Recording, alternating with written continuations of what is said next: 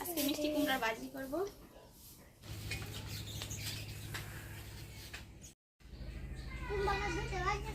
দেখুন এখানে আমি অর্ধেকটা মিষ্টি কুমড়া নিছি, আমার পুরোটা লাগবে না তাই আমি অর্ধেকটা নিছি। একেবারে অল্প সময়ে ঝটপট তৈরি করা যায় এমন একটি রেসিপি আপনাদের সঙ্গে শেয়ার করব।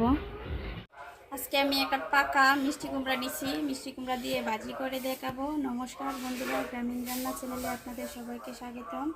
চলুন তাহলে মিষ্টি কুমড়াটা কেটে নিই। দেখুন মিষ্টি কুমড়াটা কত শক্ত, উপরের অংশটা শক্ত হয়ে যায়, আর এইদিকে পুরো কুমড়া কাটা হয়ে গেছে। এগুলো ধুয়ে তারপর ভাজির জন্য কেটে নেব। আমি সবটা মিষ্টি কুমড়া এভাবে কেটে নেব।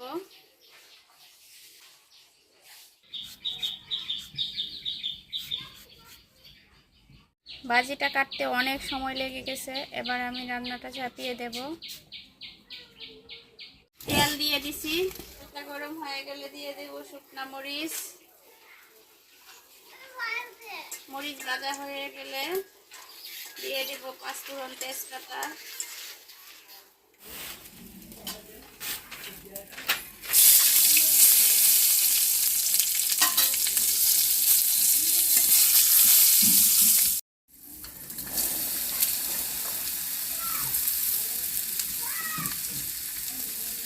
কড়াইতে দিয়ে দিছি কেটে রাখা মিষ্টি কুমড়া। এবার দিয়ে দেব লবণ, হলুদ গুঁড়া, মরিচ গুঁড়া, ধনিয়ার গুঁড়া দিয়ে অল্প আছে ভাজিটা করে নেব। এবার দিয়ে দেব কাঁচামরিচ, অল্প একটু ঢাকনা দিয়ে দেব।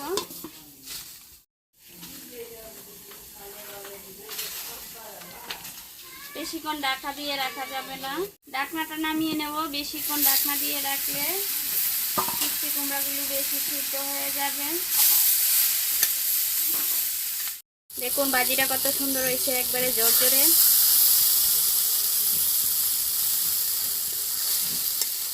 দেখুন ভাজি রান্না হয়ে গেছে, নামিয়ে নেব।